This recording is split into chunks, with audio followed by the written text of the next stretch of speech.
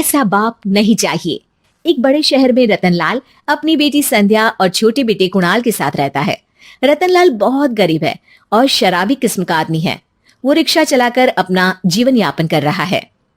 रतनलाल एक अधेड़ उम्र के आदमी योगेश्वर को कभी कभी अपनी रिक्शा से मार्केट या मंदिर छोड़ता है और कभी कभी बाजार से उसका सामान भी ले आता है। एक दिन रतनलाल योगेश्वर से कहता है, साहब, आपके पास गाड़ी है, फिर भी आप कभी कभी रिक्शा से क्यों जाते हो? इन शहर की गलियों को आराम से देखना मुझे बहुत पसंद है। ठीक है साहब, मैं चलता हूँ, कल फिर आऊंगा।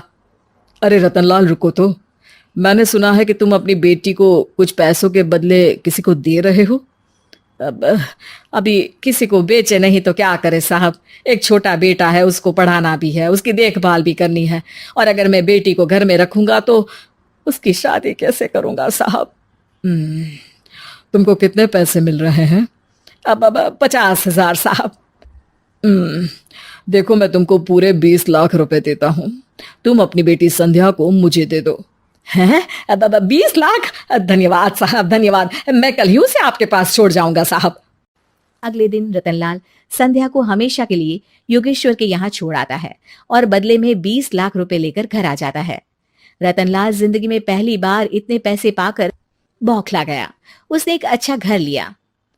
कुणाल, अब हमें कोई चिंता नहीं है, तो अब अच्छे से पढ़, खूब मन लगाकर पढ़ाई करना। पापा, मुझे पढ़ाई करना अच्छा नहीं लगता। अरे तूने अगर ज्यादा बकवास की ना तो बहुत मारूंगा। कल से तू अच्छे स्कूल में जाएगा तो जाएगा, हाँ बस। कुणाल का एडमिशन एक अच्छे स्कूल में हो जाता है, लेकिन आए दिन स्कूल से शिकायत आती ही रहती है।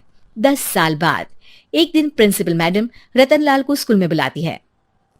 रतनलाल, आपका बेटा कुणाल बहुत आवारा हो गया है और ये बिल्कुल भी पढ़ाई नहीं करता है, बल्कि उसका दिमाग गलत कामों में जा रहा है। अब मैं उससे बात करूंगा मैडम। ठीक है, आज ये आखिरी मौका है, अगली बार तो मैं उसे स्कूल से ही बाहर निकाल दूंगी। रतनलाल घर आ जाता है और कुणाल से कहता है, कुणाल बेटा, मैं तुम्हारे ऊपर इतना पैसा लगा रहा हूं, फिर भी तुम स्कूल में सही से क्यों नहीं पढ़ते हो? आप तो रहने ही दीजिए, मैं सब जानता हूं कि ये पैसा कहां से आया है। और वैसे भी अब ये पैसा मेरा है, मेरा जो भी मन होगा मैं करूंगा। आज के बाद मैं कभी स्कूल नहीं जाने वाला। रतनलाल को अपनी बेटी की याद आती है और वो रोने लगता है। 5 साल बाद कुणाल एक दिन एक लड़की को शादी करके घर ले आता है। पिताजी, ये मेरी पत्नी है स्वीटी। तुमने शादी कर ली? हाँ, शादी कर ली मैंने, दिखाई नहीं दे रहा? और अब से आप फिर से कमाना शुरू कर दो, बहुत बैठ कर खा लिया। कुणाल, तुम इस बुड्ढे को घर में क्यों रख रहे हो? देखो ना, ये शराब पीता है, इसे घर से बाहर निकाल फेंको। अरे स्वीटी, ये मेरे पापा है, कैसे बाहर निकाल दूं? और वैसे भी घर में कोई तो चाहिए ना काम करने वाला, नौकर समझ कर रख लो। इस बुड्ढी को तो घर से बाहर निकाल कर ही रहूंगी मैं कब तक इसके लिए खाना बनाऊंगी? स्वीटी एक दिन घर के बाहर पार्क में अपनी दोस्तों के साथ बैठी होती है। तभी वो रतनलाल को बुलाती है। पिताजी, मेरे कमरे में मैं अपना फोन छोड़ आई हूँ, जरा ला कर तो देना। हाँ जरूर, अभी लेकर आता हूँ। रतनलाल फोन लेकर आ जाता है। कुछ समय बाद स्वीटी के फ्रेंड्स भी चले जाते हैं। स्वीटी अंदर आकर शोर मचाती है, चोर चोर। कहाँ है चोर? मुझे तो यहाँ कुछ नहीं दिख रहा। अरे ये अलमारी खुली पड़ी है, जरूर किसी चोर ने ही खोली होगी। अरे कौन आया था यहाँ? यहाँ तो पिताजी आए थे बस। अरे बहू, मैं चोर नहीं हूँ। मुझे तो आप पर अब बिल्कुल भी विश्वास नहीं है पिताजी, क्योंकि जब आप पैसे के लिए दीदी को बेच सकते हो तो आप चोरी भी तो कर ही सकते हो। अरे लेकिन वो सब तो मैंने तेरे भले के लिए किया था ना। मैं तो कहती हूँ कि हमें इनकी कमरे की तलाशी लेनी चाहिए। तुम बिल्कुल सही कह रही हो, चलो। स्वीटी और कुणाल दोनों रतनलाल के कमरे की तलाशी लेते हैं और उन्हें वहां स्वीटी की ज्वेलरी और पैसे मिल जाते हैं। मैं तो पहले ही जानता था कि चोर आप ही हो। निकल जाओ मेरे घर से और दोबारा अपनी शक्ल मत दिखाना। रतनलाल आंखों में आंसू लिए घर से निकल जाता है। स्वीटी मन ही मन सोचती है, आज तो मेरी प्लानिंग सफल हो गई। जैसा मैं चाहती थी ऐसा ही किया और बड़ी आसानी से उस बुड्ढी को चोरी का इल्जाम लगाकर घर से भगा दिया। रतनलाल की हालत अब ज्यादा खराब हो गई और वो सड़क पर बैठकर भीख मांगकर खाने लगा। एक दिन वहां एक गाड़ी आकर रुकी और सड़क पर बैठे सभी भिखारियों को अपने सेंटर ले गई।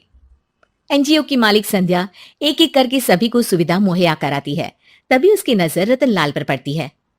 पिताजी, संध्या तू? पिताजी, आपकी ये हालत कैसे हुई? ये सब मेरे बुरे कर्मों की सजा है जो मुझे मिल रही है। मुझे माफ कर दे बेटी।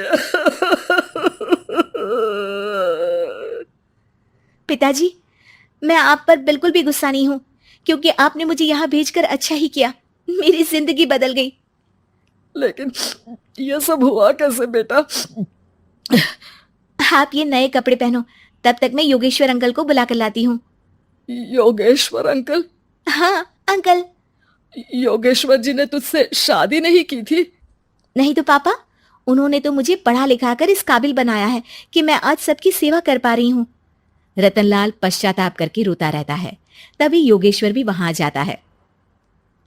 रतनलाल जी, आपकी ये हालत कैसे हुई, इतने सारे पैसों के बावजूद भी? क्योंकि मैंने बेटे और बेटी में भेदभाव किया था। लेकिन आपने ये कैसे किया, मुझे ये जानना है, बताइए। सालों पहले जब संध्या छोटी थी, तब मैंने एक बार एक आदमी से तुम्हें बात करते हुए सुना था, जो कुछ पैसों में संध्या को तुमसे खरीद कर शादी करना चाहता था। मैं उस समय एनजीओ में बच्चों के लिए ही काम कर रहा था और मैं किसी भी लड़की की जिंदगी खराब होते नहीं देख सकता था। इसलिए मैंने अपने जीवन की कमाई का एक बड़ा हिस्सा तुम्हें दे दिया था। सच में कितना गलत था मैं, मुझे माफ कर दो। अब आप दोनों मेरे साथ घर चलो और आज मैं अपना सच्चा प्रायश्चित करना चाहता हूँ। योगेश्वर और संध्या रतनलाल के साथ घर जाते हैं। स्वीटी दरवाजा खोलती है। चोर भिखारी, तू फिर से आ गया? चल भाग यहाँ से बुड्ढे। ये घर तुम्हारे बाप का नहीं, मेरा है। बाहर निकलो यहाँ से। रतनलाल कुणाल और संध्या को घर से बाहर निकाल देता है। योगेश्वर जी, अब ये घर आपका है और अब आप यहाँ एक और एनजीओ खोल सकते हैं। शायद अब ये सच्चा प्रायश्चित है। संध्या अपने पिता के गले लग जाती है। Please subscribe.